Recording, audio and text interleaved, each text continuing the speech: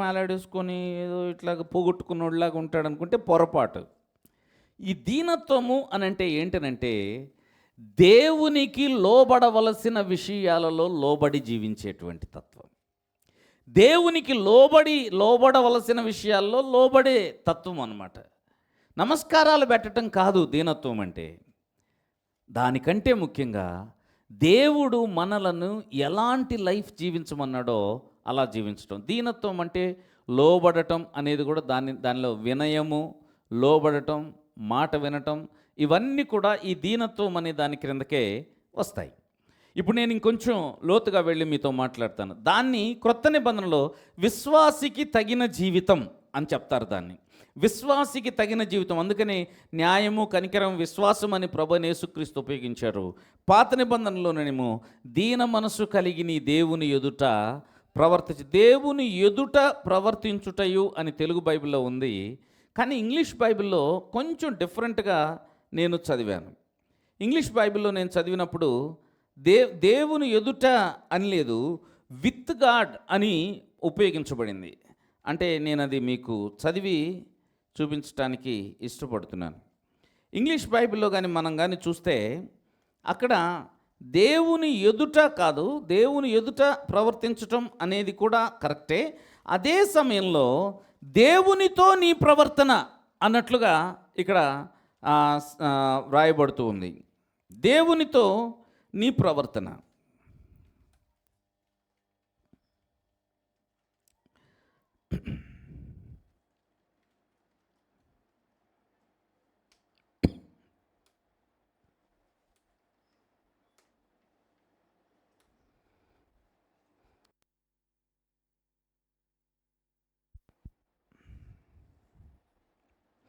నేను ఇంగ్లీష్లో చదువుతున్నాను, వినండి. But to do justly and to love mercy అని రెండు పదాలు ఉపయోగించబడ్డాయి. And to walk humbly with దై గాడ్ అంటే ఏంటనంటే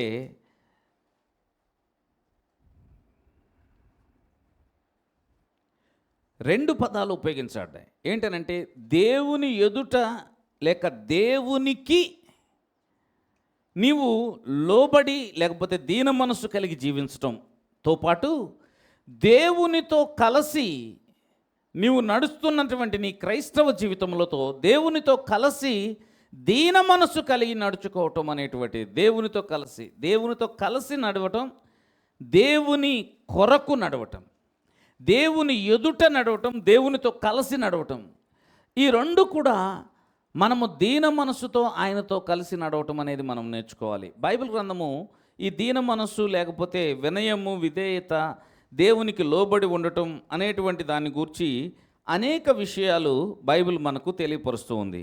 సామెతల గ్రంథం 22వ అధ్యాయం 4వ వచనాన్ని మనం చూస్తే కొన్ని రెఫరెన్సెస్ చెప్తాను. వాటిని మీరు కలిగి ఉండటం లేదా చదవటం లేదా ఇంటి దగ్గర ధ్యానించటం అనేటువంటిది చాలా మంచి విషయం. సామెతల గ్రంథము 22వ అధ్యాయము 4వ వచనాన్ని మనం కానీ చూసినట్లయితే, యెహోవా యందలి భయభక్తులు కలిగి ఉండుట వినయమునకు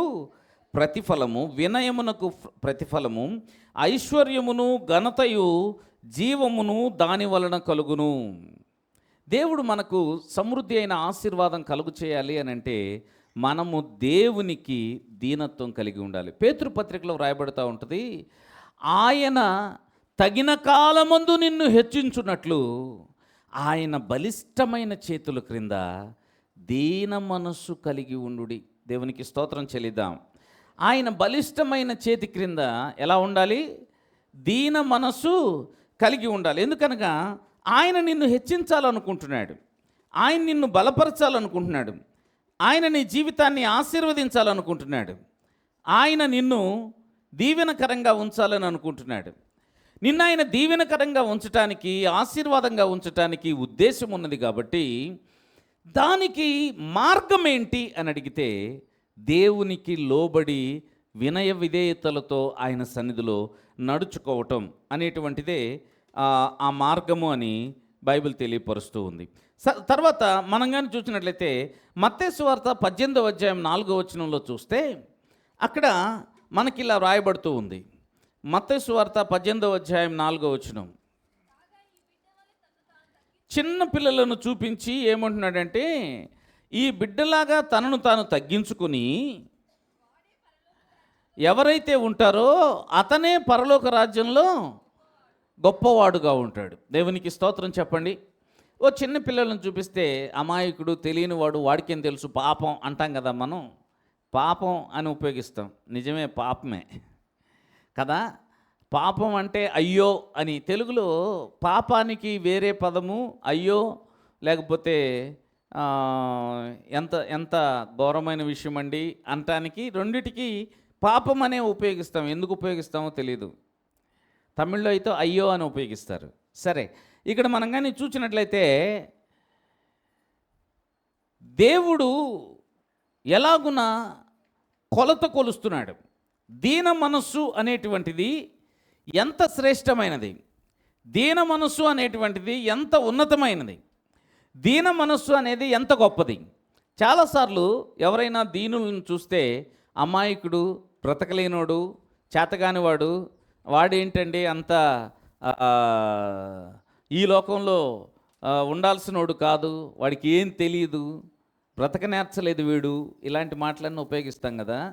దేవుని కొరకు మనం అలా ఉంటే దేవుడు తగిన కాలమందు మనలను హెచ్చిస్తాడు. దేవునికి వందనాలు చెప్దామా? హల్లెలూయా. అదే బైబిల్ చెప్తూ ఉంది. ఆయన అంటూ ఉన్నాడు, ఒక చిన్న బిడ్డలాగా ఎవరైతే దేవునికి లోబడతారో, ఒక చిన్న బిడ్డలాగా ఎవరైతే దేవునికి తన మనస్సునిస్తారో. చిన్నపిల్లలు చేసే పని మనస్ఫూర్తిగా ఉంటుంది, అందుకే అవి చాలా బాగుంటాయి. పెద్దవాళ్ళు చేసే పని మూడ్ను బట్టి ఉంటుంది, డబ్బును బట్టి ఉంటుంది, చెప్పిన వాడిని బట్టి ఉంటుంది.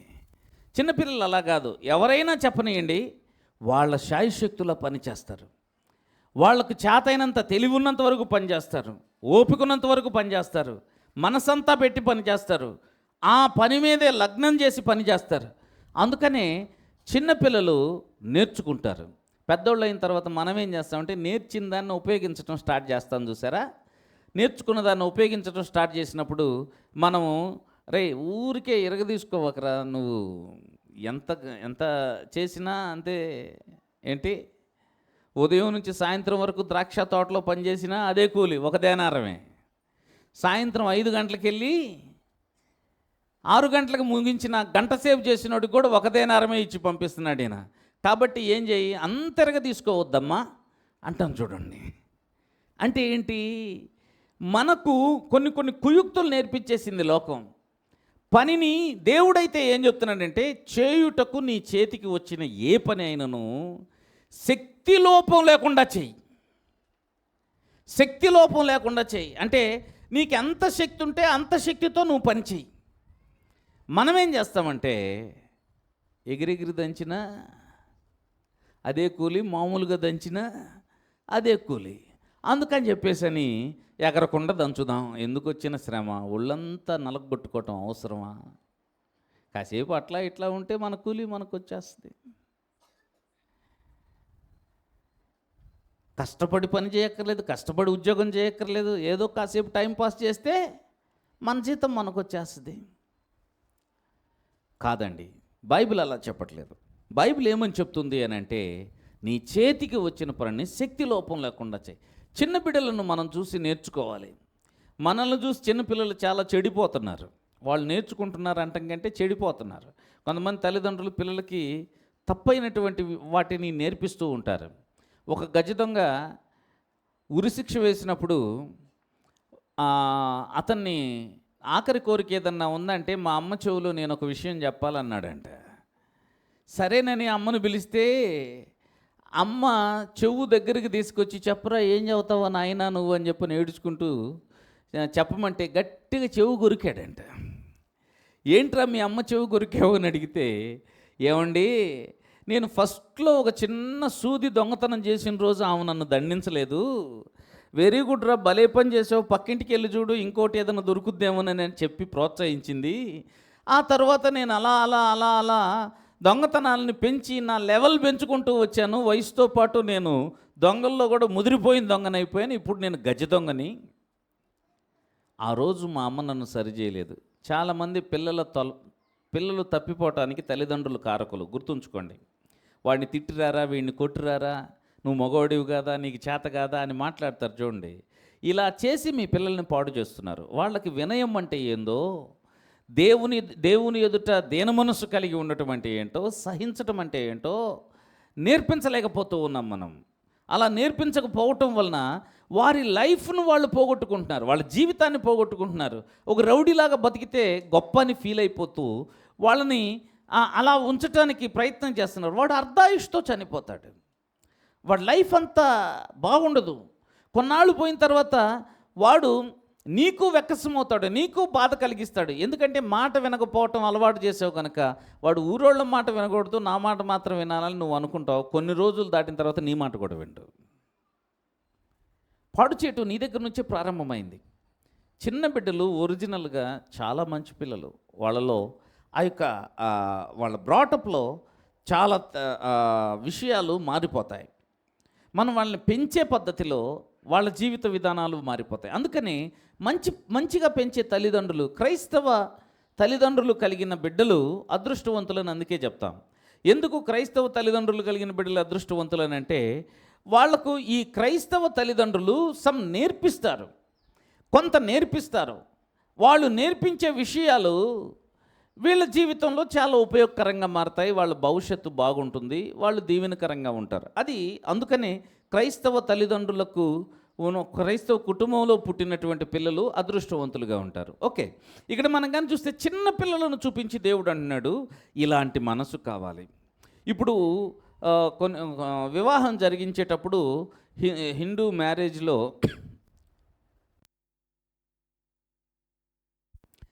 మనసా వాచా కర్మణ, ఏమే నా భార్య, ఈయనే నా భర్త అని చెప్పేసి అని వాళ్ళు అంటారు. అంటే వివాహం చేసుకున్నావంటే నీ మనసుతో అంగీకరించావు, నీ వాక్కుతో, నీ మాటతో వాగ్దానం చేసి అంగీకరించావు, నీ క్రియలతో కూడా అంగీకరించావు అని చెప్పి.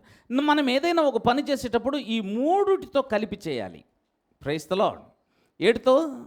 మన మనసుతో, మన మాటతో, మన క్రియ.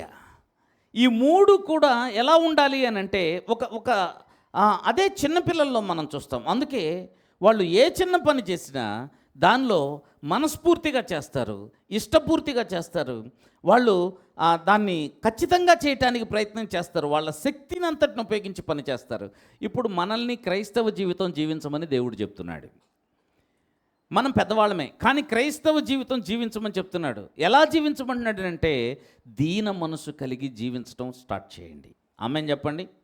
ఇప్పుడు మనము ఈ దీన మనసు అనే వస్త్రాన్ని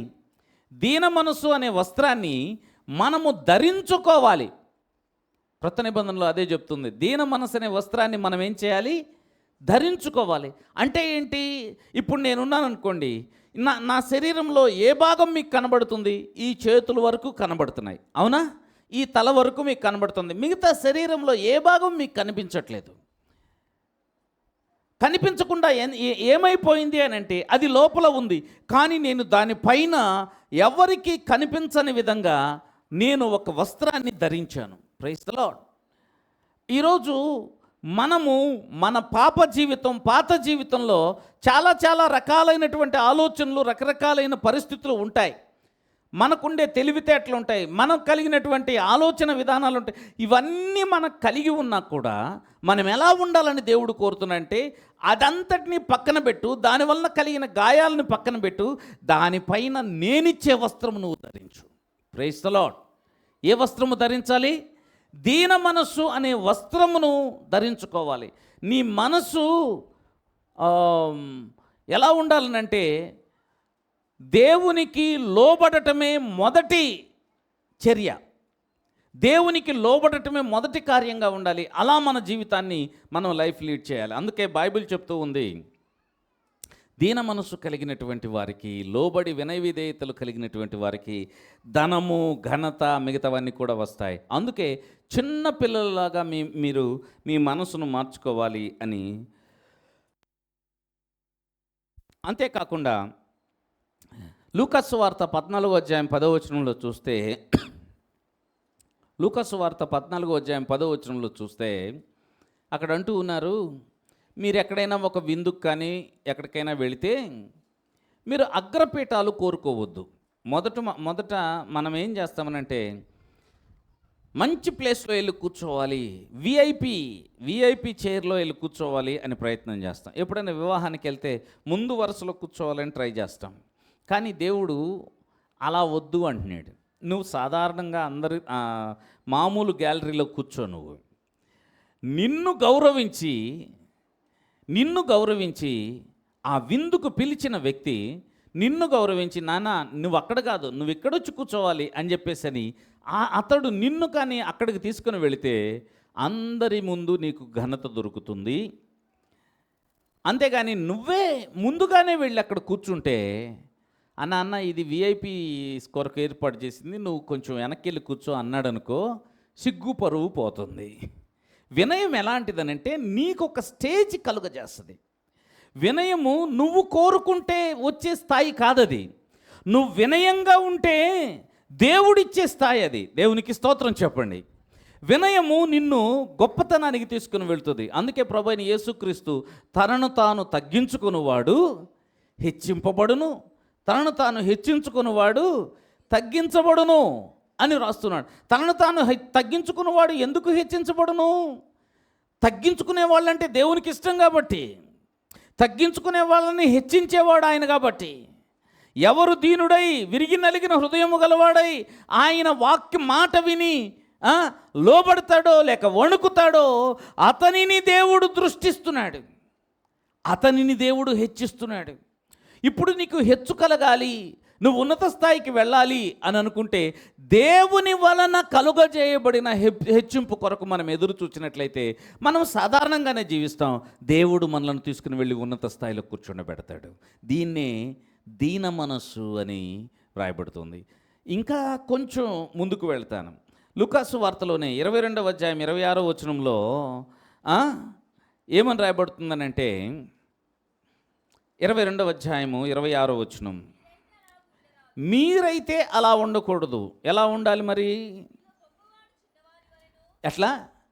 మీలో గొప్పవాడు, ఇదంతా రివర్స్ గేర్ లాగుంది కదా, రివర్స్ గేర్ వ్యవహారం లాగుంది ఇదంతా. ఎట్లాగా? మీలో గొప్పవాడు చిన్నవాడి వలె ఉండాలట. ఎలా సాధ్యం అది? విశ్వాసుల మధ్యలో నేను 20 సంవత్సరాల నుంచి చర్చికి వస్తున్నాను, నువ్వేంటి నిన్న మొన్న వచ్చి ఏంటో పెద్ద ఫోజు కొడుతున్నావు, నీకేమన్నా తెలుసా?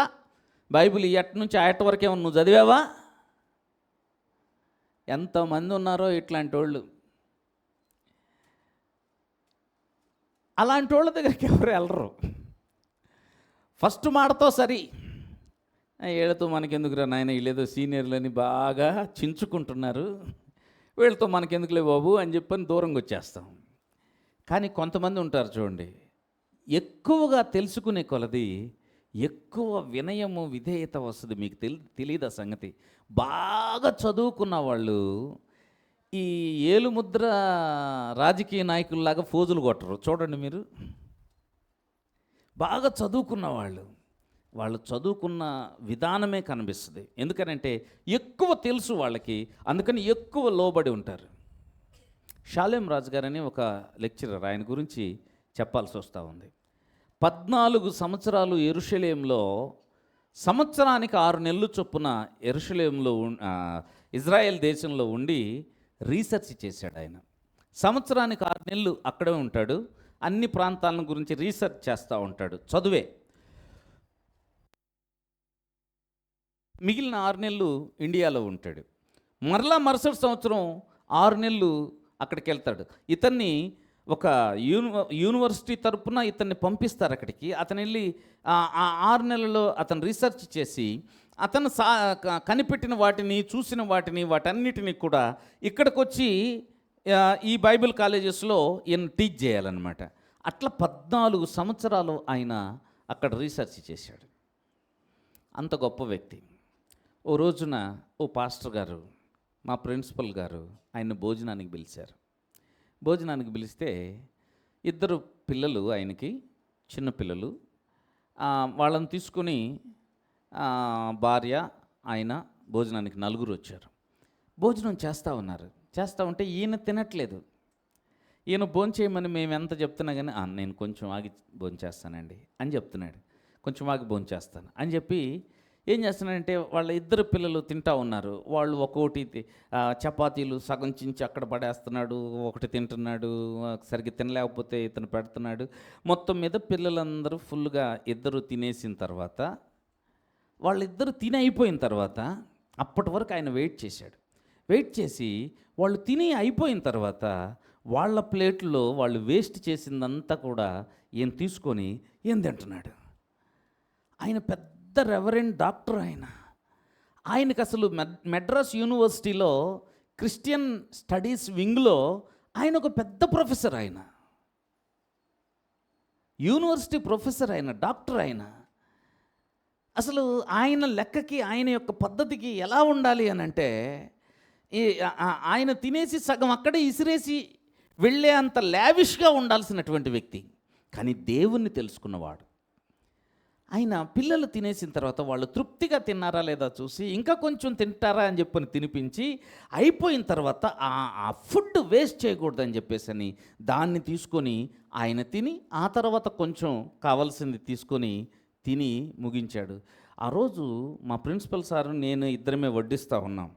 మేము చూసి, అయ్యా ఈయన దగ్గర చాలా నేర్చుకోవాలరా, మనమైతే ఎవరి కోసం పెడతావు, పెట్టు, ఒకటి పెట్టారనుకోండి, రెండు పెట్టకూడదా అని అడిగి తినేది ఒకటే, కానీ రెండోది వేస్ట్ చేస్తూ ఉంటాం.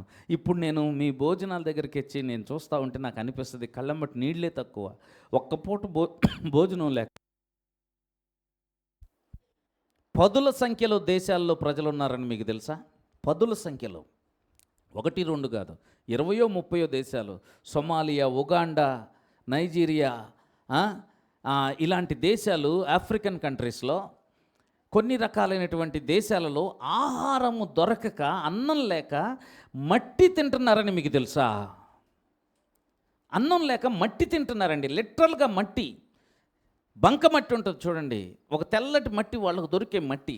ఆ మట్టిని మా రాళ్ళు లేకుండా ఆ మట్టిని దువ్వని తీసుకొని దాన్ని బాగా పిసికి దాన్ని అప్పచ్చిల్లాగా చేసుకొని వాటిల్ని గారెల్లాగా ఎండబెట్టుకొని ఎండిన వాటిని స్టోర్ చేసుకొని వాటిని బిస్కెట్ లాగా తింటున్నారు. మీకు తెలుసా? ఎంత ఆహారం వేస్ట్ చేస్తారు. కొన్నిసార్లు ఫంక్షన్స్లో ఒక 60, 70, 80 కేజీలు అయితే సరిపోద్ది మనకి అందరికీ భోజనం. కానీ 200 కేజీలు వండుతారు. తింటారా? వేయకపోతే ఫీలింగ్, నన్ను వదిలేసి వెళ్తావేంట్రా, ఎట్లా కనపడుతున్నాం మేము? అరే నువ్వు తినవలసినంతవరకు వేసుకోరా. ఎక్కువ నేను తిన్న ప్లేటు కడిగినట్టు ఉంటుంది, నేను తిన్న ఆకు కడిగినట్లు ఉంటుంది. ఎందుకంటే ఎక్కువ వేయనీను, నాకు అవసరమైనంత వేసుకుంటాను. అందులో ఏ ఫుడ్ మిగిలించను, ఏది మిగిలించను, మొత్తం తినేయాలి. తినగలిగితేనే దాంట్లో వేసుకోవాలి. ఎందుకు? మనదైనా ఇతరులదైనా డబ్బెవరిదైనా ఆహారం అనేది విలువైంది. జర్మనీ దేశంలో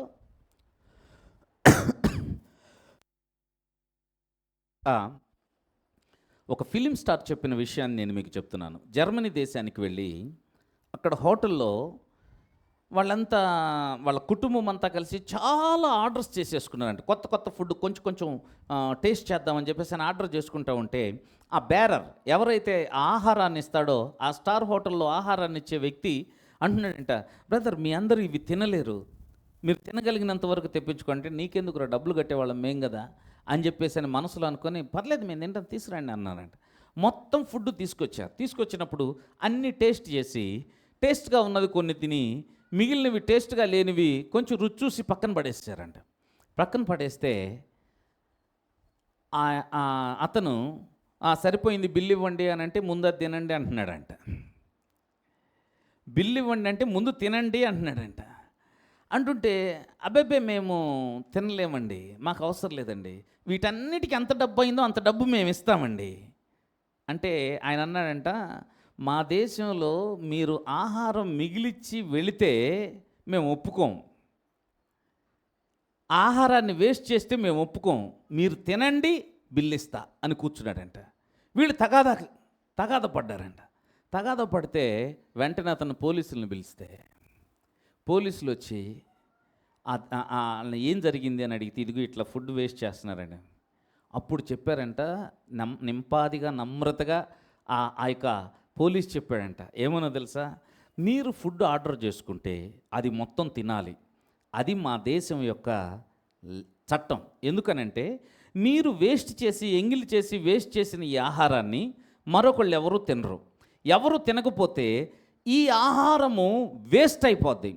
వేస్ట్ అయితే నీకేం డబ్బులు ఇస్తున్నాను కదా నువ్వు అంటావు, కానీ ఒక కూర మొక్కను నువ్వు పెంచగలవా? వేస్ట్ అయిన కూర మొక్కను నువ్వు తీసుకొని రాగలవా? రీసోర్స్ ఎక్కడి నుండి వస్తుంది అని అడుగుతున్నారంట. రీసోర్స్ అంటే ఆ వనరులు ఎక్కడి నుండి వస్తాయి? నువ్వు వనరుల్ని వేస్ట్ చేస్తున్నావు. ఒక కోడిని 40 రోజులు 80 రోజులు పెంచిన ఆ రీసోర్స్ మళ్ళీ ఎక్కడి నుంచి వస్తుంది నువ్వు వేస్ట్ చేస్తే? మనకి ఇవి అర్థం కావు. ఏం అర్థం అవుతాయో తెలుసా? తిన్నామా, ఇసిరేసామా, పడేసాం. కొంతమంది ప్లేట్ చూస్తే అసలు నాకైతే చాలా కోపం వస్తుంది కూడా ఒక రకంగా. ఎందుకంటే తినటం కూడా చేతగాని మనుషులు. నీకెంత కావాలో అంత తినాలి, వేస్ట్ చేయకూడదు. ఎక్కువ ఉంటే ఇంకొకళ్ళు తింటారు. ఆహారం పడేయొద్దు, అందుకే తక్కువ లేమి వచ్చేస్తుంది మీకు. అన్నం పడేయకూడదు. అన్నం పడేయటం స్టైల్ అనుకుంటున్నారు కొంతమంది. మా ఇంట్లో ఇంత అన్నం పడేస్తాం తెలుసు. ఒక రోజుల్లో సరిపోయింది. ఎందుకంటే ఇంట్లో గేదెలు ఉండేవి, వీళ్ళు అన్నం తినేసి మిగిలింది అక్కడ పోస్తే అవి గేదెలు తినేవి, సరిపోయింది అక్కడికి. కానీ ఈరోజు అలా కాదు, నువ్వు వేస్ట్ చేస్తున్నావు, కలవలో పడేస్తున్నావు, అది మళ్ళీ తిరిగి రాదు నీకు. నీకే కాదు, ఈ దేశంలో పేదరికం నీకు కడుపు నిండింది. పేదరికంలో ఉన్నవాడు ఉన్నాడు, ఆ బియ్యము వాడికి ఉపయోగపడతాయి, ఎందుకు వేస్ట్ చేయాలి? అతను నాకు అది నేర్పించాడు ఆ రోజు. ఆ శాలేం రాజు గారి దగ్గర నేను అది నేర్చుకున్నాను. మనకు దేవుడిచ్చిన రీసోర్సెస్, దేవుడిచ్చిన వనరులు, వాటిల్ని మనం వేస్ట్ చేయకూడదు బ్రదర్. ఈ ఫుడ్ వేస్ట్ చేయటం నాకు ఇష్టం ఉండదు. పిల్లలు కొంచెం సరిగ్గా తినడం చేత కదా కాబట్టి వాళ్ళు వదిలేస్తారని నాకు తెలుసు. ఆ వదిలేసిన దాన్ని నేను వేస్ట్ చేయకుండా తింటాను. అది అలాగే ఇస్తే మీరు తినరు, మీరు దాన్ని పడేస్తారు, కాబట్టి నేను తింటాను అన్నాడు. ఆయన ఎంత పెద్ద ప్రొఫెసర్, ఎంత గౌరవప్రదమైన వాడు, ఎంత తెలివి కలిగిన వాడు. దీన మనస్సు అనేది ఎవరికి వస్తుందో తెలుసా? లోతుగా దేవుని గురించి తెలుసుకున్న వాళ్ళకే దొరుకుతుంది అది. ఆమెన్ చెప్పండి. దీన మనస్సు. నీ మనస్సులో నువ్వు ఒరిజినల్గా మంచోడివిగా ఉండాలి. మంచోడిలాగా నటించటం ఎవడికి కావాలి? మంచోడిలాగా కనిపించటం కాదు కావాల్సింది. దీన మనసు కలవాడలాగా కనిపించటం కాదు కావాల్సింది. నీవే దీన మనసు కలవాడవుగా జీవించాలి. ఇది క్రిస్టియన్ లైఫ్ అనేది ఇది ఒక జీవితం అండి. క్రైస్తవ జీవితం అనేది ఏదో ఒక సాధారణమైనది కాదు, ఇది జీవితం. కాసేపు నటన కాదు, కాసేపు భక్తి కాదు, కాసేపు నమస్కారాలు కాదు, ఇది జీవితం. దీనత్వం కలిగి జీవించాలి. దేవునికి స్తోత్రం. నేను ఎన్నో ఉదాహరణలు చెప్పగలను బైబిల్ గ్రంథముల నుండి. ఒక బాప్తిస్మం ఇచ్చి యోహాను ఆయన యేసుక్రీస్తు చెప్పుల వారు విప్పుటకైనను నేను పాత్రుడను కానంటున్నాడు. ఎంత దీనత్వం అది! మీరు చదవాలనుకుంటే మత్తయి సువార్త 3వ అధ్యాయం 14వ వచనంలో మీరు చదువుకోవచ్చు. ఆ తర్వాత మత్తయి సువార్త 8వ అధ్యాయం 8వ వచనంలో ఒక శతాధిపతి, ఆయన రోమా ఉద్యోగి, శతాధిపతి, 100 మంది సైనికులు ఆయన చేతి కింద ఉంటారు. చాలా గౌరవప్రదమైన వ్యక్తి. కానీ ఒకరోజు యేసుక్రీస్తులో ఉన్న పవర్ తెలుసుకున్నాడు, ఆయన సామర్థ్యాన్ని తెలుసుకున్నాడు, ఆయన శక్తిని తెలుసుకున్నాడు. తెలుసుకొని ఏం చేస్తున్నాడనంటే, అయ్యా నువ్వు నా ఇంటికి రావటానికి నేను యోగ్యుడను కాను, నేను పాత్రుడను కాను, అందుకే నేను నీ దగ్గరికి రావాలని కూడా అనుకోలేదు. నువ్వు మాట మాత్రం సెలవి, నా దాసుడు బాగుపడతాడు. ఏమంటారు దీన్ని? ఒక సెంచూరియన్, ఒక గొప్ప వ్యక్తి ఇలా మాట్లాడుతున్నాడు. ఒక ఆమెని మనము చూస్తాం. మనం మత్తయి సువార్తలోనే 15వ అధ్యాయము 27వ వచనాన్ని చూస్తే, కనాను స్త్రీ ఒక ఆవిడ ఉన్నది. ఆమె కుమార్తెకు బాగలేకపోతే ప్రభువుని అడుగుతుంది. మీరు కనాను స్త్రీ అంటే గుర్తు చేసుకోవాలి, కనానీయులు వేరు, ఇశ్రాయేలీయులు వేరు. యూదులు ఇశ్రాయేలీయులు వేరు, కనానీయులు అన్యజనులు అనమాట. ఆ లోకల్ పీపుల్, వారు కనానీయుల దేశంలో వాళ్ళు ఉన్నారు కాబట్టి కొంతమంది మిగిల్చబడ్డారు. ఆ కనాను పిల్లలు అనమాట. కనాను ఎవరు అని అంటే హాము కుమారుడు కనాను. హాము యొక్క సంతానం. నోవహు యొక్క 3 కుమారుల్లో హాము సంతానం. ఈ షేము సంతానం వాళ్ళేమో వీళ్ళందరూ. ఇక నేను మీకు అంత లోతుగా అవసరం లేదు. ఈమె రాలు అని చెప్పడానికి చెప్తున్నాను. ఈమె అన్యజనురాలు కాబట్టి ఈమెను గురించి ప్రభువు మాట్లాడుతూ ఏమంటారంటే, నా కూతురు బాగలేదయా అని చెప్పని ఆయన వెంట వస్తూ ఉంటే యేసు ప్రభు ఆమెని కొంచెం పరీక్షించాలని అనుకున్నాడు. ఏమన్నాడంటే, పిల్లలు తినే రొట్టె ముక్కలు కుక్క పిల్లలకు వేయకూడదు అంటున్నాడు. నాకు చాలా మనసు గాయపరచబడింది ఈ వాక్యం చదివినప్పుడు. నాకు అర్థం కానప్పుడు ఈ వాక్యం చదవగానే నాకు గాయం. అదేంటది, యేసు ప్రభువేనా? ఈమెను చూసి కుక్క పిల్ల అంటాడా, మీరు కుక్కలు అంటాడా అని అంటే, నిజంగా యేసు ప్రభు ఆ ఒక్క పర్యాయమే అలా మాట్లాడాడు. నిజంగా ఆయనకు కానీ ఆయన మనసులోనే అన్యజనులంటే ఇష్టం లేనివాడు కానీ అయి ఉంటే మిగిలిన అన్యజనులు అందరి దగ్గర అలాగే మాట్లాడి ఉండాలి. కానీ ఇక్కడ ఏదో మనకు తెలియపరచాలని, నేర్పించాలని దేవుని యొక్క సంకల్పం.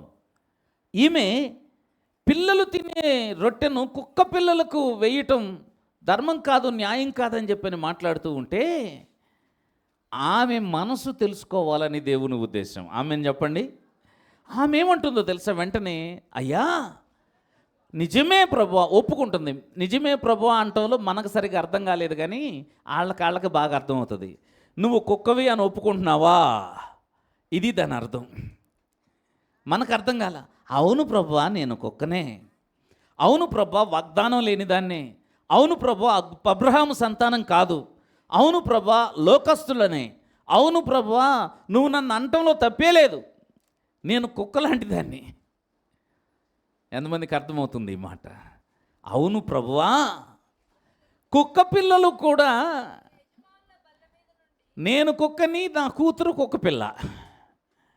కుక్క పిల్లలు కూడా తన యజమాని బల్ల మీద నుండి పడే రొట్టె ముక్కలు తినటానికి ఇష్టపడతాయి కదా. నేను కుక్కననుకో, నా పిల్ల కుక్క పిల్ల అనుకో, నువ్వు వాళ్ళ కొరకే తెచ్చిన రొట్టె అనుకో, ఆ రొట్టెలో వాళ్ళు వేస్ట్ చేసిన ముక్క ఏదైనా నాకు పెట్టాయా, కొద్దిగా నన్ను బాగు చేయి. ఆ మాట అనగానే యేసు ప్రభు తన వర్షన్ మార్చేశాడు, తన మాట వైఖరి మార్చేశాడు. ఎప్పుడు కూడా అన్నారని దేవుడు పక్షపాతి అని అనుకోవద్దు.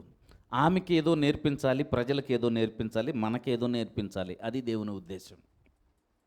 ఆమె నేను కుక్కనే అని తగ్గించుకోగానే వెంటనే ఆమెతో మాట్లాడుతున్నాడు. అమ్మా, ఇప్పుడు ఆమెను పలకరించే పలకరింపు మారిపోయింది. అమ్మా, నీ విశ్వాసం చాలా గొప్పదమ్మా. ఎందుకనంటే ఇశ్రాయేలు ప్రజలకు మాత్రమే రక్షణ అని వీళ్ళందరూ చాలా గట్టి నమ్మకంతో ఉన్నారు. కానీ నేను అన్యజనులకు కూడా రక్షణ ఇవ్వటానికి వచ్చానన్న విషయం నువ్వు గుర్తుపట్టగలిగావు తల్లి. అమ్మా, నీ విశ్వాసము గొప్పది అని చెప్పేసని ఆమె కుమార్తెని బాగు చేయటాన్ని మనం చూస్తాం. నేనేమంటానంటే, ఆమె కానీ ఆ నిమిషంలో తగ్గించుకోకుండా కోప్పడి వెళ్ళిపోతే ఏం జరిగేదో తెలుసా? తన కూతురు బాగుపడేది కానీ కాదు. ఎందుకంటే లోబడటం, విధేయత చూపించటం, ఆ తర్వాత దీన మనసు కలిగి ఉండటం అనేది మనకు బ్లెస్సింగ్ అండి. దీన మనసు కలిగి ఉండటం మనకు ఆశీర్వాదం. మనకు ఆశీర్వాదం ఇవ్వటం కోసమే దీన మనసు అనే దాన్ని దేవుడు మన ముందు ఉంచాడు. ఈమె కానీ కోపపడి వెళ్ళిపోతే తన కుమార్తె ఎప్పటికీ బాగుపడేది కాదు. ఈమె దీన మనసు కలిగి ఉండటం కుమార్తె యొక్క ఆశీర్వాదానికి మార్గమైంది. ఆమెన్ చెప్పండి. ఆమెన్. నేను ఎన్నో చెప్పగలను ఇలాగున్న బైబిల్లో నుంచి. ఆఖరిగా ప్రభు అయిన యేసుక్రీస్తు గురించి 2 మాటలు చెప్తాను.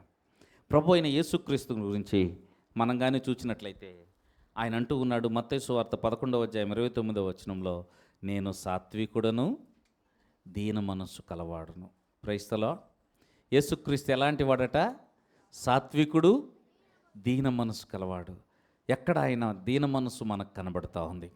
ప్రతి విషయంలో తండ్రికి లోబడ్డాడు. ఫిలిప్పీలకు రాసిన పత్రిక 2వ అధ్యాయం 8వ వచనంలో మనం చూసినట్లయితే ఆయన విధేయత చూపిన వాడై తనను తాను తగ్గించుకొనెను అని మనం చూడగలుగుతాం. ఆయన శిలువ మరణము పొందినంతగా తండ్రి చిత్తానికి లోబడి ఉన్నాడు అని మనము చూస్తూ ఉన్నాం. అంతేకాదండి, ఆయన ఇంకా మనం కానీ చూస్తే యోహాను సువార్త 13వ అధ్యాయం 5వ వచనంలో ఆయన ఏం చేస్తున్నాడంటే శిష్యుల పాదాలు కడుగుతూ ఉన్నాడు. ఏంటి? కొన్ని చర్చెస్లో పాద పరిచర్య అని ఉంటుంది. ఏ పరిచర్య? భలే పేరు పెట్టారు దానికి. ఏ పరిచర్య? పాద పరిచర్య. అంటే బల్లారాధనకు వచ్చినప్పుడు ఎదురెదురుగా ఉండి అందరిని ఇలా రండి అని చెప్పేసి అని ఇట్లా ఎదురెదురుగా నుంచోబెట్టి వాళ్ళ కాళ్ళు నువ్వు, నీ కాళ్ళు వాళ్ళు గడగాలి. అర్థమైందా? కాళ్ళు గడిగినాకే బల్లారాధన ఇస్తారు ఆ చర్చిల్లో. ఎలా ఉంటుంది చెప్పండి? నేను నా కూతురు ఇద్దరం అనుకొని ఎదురెదురుగా నుంచొని కాళ్ళు కడుక్కుంటాం. అమ్మాయి కాళ్ళు నేను గడిగితే పెద్ద తప్పు ఏంటంటే అట్ట గడగనీరు. పాస్టర్ గారు ఎవరిని గడగమంటే వాళ్ళని గడగాలి. యేసుక్రీస్తు అలా చేశాడండి. ఆయన ఒక మోడల్ మనకి, ఆయన ఒక మాదిరి మనకి. దేవునికి స్తోత్రం చెప్పండి. ఆయన ఒక మాదిరి మనకి. ఆయన మనకు నేర్పిస్తున్నారు. ఏమి నేర్పిస్తున్నాడు తెలుసా? ఆయన తన శిష్యుల పాదాలు కడిగి, మీలో గొప్పవాడేవాడని కొట్టుకోకండి. అప్పుడు వచ్చిన సమస్య అదే. పరలోకంలో ఎవరు గొప్పవాళ్ళు అనే గొడవలో ఉన్నారు ఆ శిష్యులంతా. అందుకు గడిగాడు ఆయన కాళ్ళు. మీలో గొప్పవాళ్ళైన వాళ్ళు దాసుల్లాగా ఉంటూ నేర్చుకోండి. నేను సైతం మీ పాదాలు కడుగుతున్నాను.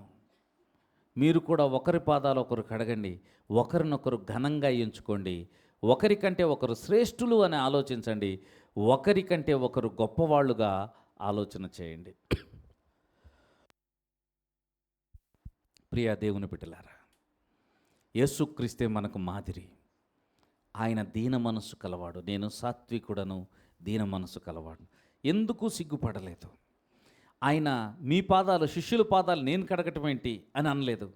లోకంలో అందరూ కూడా గురువులు శిష్యులు అంటే వేరుగా ఉంటారు. మీరు మనలో అలా ఉండకూడదు. మనలో ఎలా ఉండాలనంటే గొప్పవాడు పెద్దవాడు చిన్నవాడికి దాసుడులాగా ఉండటం నేర్చుకోవాలి. ఎంత పరిచారకుడులాగా ఉండటం నేర్చుకోవాలి. ఇది దీన మనస్సు. ఏమండి, గర్వం విడిచిపెట్టండి, అహంకారం విడిచిపెట్టండి. నేనెంతో తెలుసా, నాకెంతో తెలుసా అనే మాటలు వదిలేసేయండి. దేవుడు మన దేవుడు. ఆయన మనకు నేర్పిన మాదిరి దీన మనసు కలిగి నీ దేవుని ఎదుట ప్రవర్తించుట. నీ దేవునికి దీన మనసు కలిగి ప్రవర్తించుట. ఇది దేవుడు కోరుతూ ఉన్నాడు. ఈరోజు దాన్ని మనం అలవాటు చేసుకుందాం, అవలంబిద్దాం. దేవుడు అటువంటి కృప మనందరికీ ఇచ్చి నడిపించుడుగాక. అందరము తల ఉంచుదాం, ప్రార్థన చేసుకుందాం. ప్రభువా, దీన మనసు కలిగి ఉండటం నాకు నేర్పించు నాయన.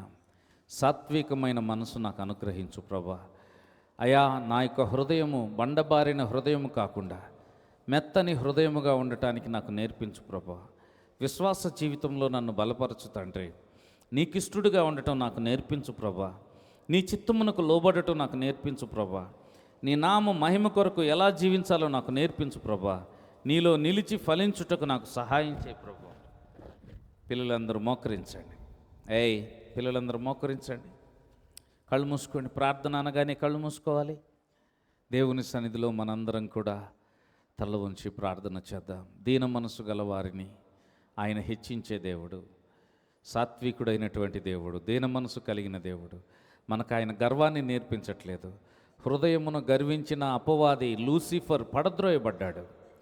హృదయమును గర్వించి తేజో నక్షత్రములాగా ఉండవలసిన వాడు, వేకువ చుక్కలాగా ఉండవలసిన వాడు ఆకాశము నుండి పడిపోయాడు, చీకటిగా మారిపోయాడు. ఈరోజు అంధకారము, చీకటికి సంబంధించిన శక్తులకు అధిపతిగా వాడు ఉన్నాడు. కారణం ఏంటో తెలుసా? హృదయ గర్వము అతన్ని పడవేసింది. ఈరోజు మనం హృదయ గర్వం లేకుండా విశ్వాసముతో దేవుని ఎదుట మనం హెచ్చించబడటానికి ఏమీ లేదు, మనం గొప్పగా చెప్పుకోవటానికి ఏమీ లేదు. మన దేవుడు తప్ప, దేవుని కలిగిన వారము అంతే. మిగతావన్నీ కూడా కొన్ని రోజులు ఉంటాయి, కొన్ని రోజులు పోతాయి. వాటితో సంబంధం కాదు. దేవుని కలిగి ఉండటమే అన్నిటికంటే ముఖ్యమైనది. దీన మనసు కలిగి నీ దేవుని ఎదుట ప్రవర్తించుట నువ్వు చేయాలి. నీ జీవితం అంతా, నీ ప్రవర్తన అంతా దీన మనసు కలిగి ప్రభు కొరకు జీవించడానికి తీర్మానం చేసుకో. దేవుడు నిన్ను ఆశీర్వదిస్తారు. ప్రభు ఇచ్చిన వర్తమానాన్ని బట్టి అందరము దేవునికి స్తోత్రాలు చెల్లిద్దామా? హల్లెలూయా. స్తోత్రం ప్రభువా, స్తోత్రము నాయన, స్తోత్రం. నమ్మదగిన ప్రభువా, జయం గల తండ్రి, నీ పరిశుద్ధ నామమునకు స్తోత్రాలు, వందనాలు, స్తుతులు చెల్లిస్తున్నాం తండ్రి. నాయన, నీ ప్రియ బిడ్డలను మీ చేతులకు అప్పగించి ప్రార్థిస్తున్నాను ప్రభా. నీకు స్తోత్రం నాయన. విశ్వాస జీవితంలో బలపరచి, ఇదిగో నాయన, సాత్వికుడు దీన మనసు కలిగిన నీ వంటి ప్రవర్తన జీవితము నీ బిడ్డలందరికీ అనుగ్రహించమని ప్రార్థిస్తున్నాను తండ్రి. నాయన, ఎవరు తగ్గించుకుంటారో వారిని నీవు హెచ్చించే దేవుడవు గనుక నీకు స్తోత్రం. బలిష్టమైన నీ చేతుల కింద నాయన దీన మనసు కలిగి ఉండటకు మాకు నేర్పించండి. నీ కాడిని ఎత్తుకొని నీ యొద్ద నేర్చుకున్నటకు మాకు సహాయం చేయండి. సాత్వికమైన మనసు, ఇతరులను ప్రేమించే మనసు, మాకు తిరిగి చేయలేని వారికి సహాయం చేసే మనసు మాకు అనుగ్రహించండి ప్రభా. నీకు స్తోత్రం నాయన. పాదములు కడిగేంతగా ఒకరినొకరు ఘనపరుచుకునేటువంటి స్థితి మాకు అనుగ్రహించండి ప్రభా. అయా, ప్రతి ఒక్కరి హృదయము కూడా, ప్రతి ఒక్కరి మనస్సు కూడా దీన మనసుగా ఉండటానికి నీ బిడ్డలకు మీరు సహాయం చేసి నడిపించమని స్తుతి ఘనత మీకు చెల్లిస్తున్నాం. యేసు నామంలో ప్రార్థించి అడుగుచున్నాము తండ్రి, ఆమేన్. మన పరమ తండ్రి అయిన దేవుని ప్రేమ, కుమారుడు లోకరక్షకుడైన యేసుక్రీస్తు కృప, పరిశుద్ధాత్మదేవుని నిత్య సహవాసము, సమాధానం చెరువు చిన్ను మనకు పరిశుద్ధులందరికీ ఆయన రాక పర్యంతము తోడే ఉండి నడిపించునుగాక. ఆమేన్, ఆమేన్. అందరికీ వందనాలు తెలియజేస్తూ ఉన్నా.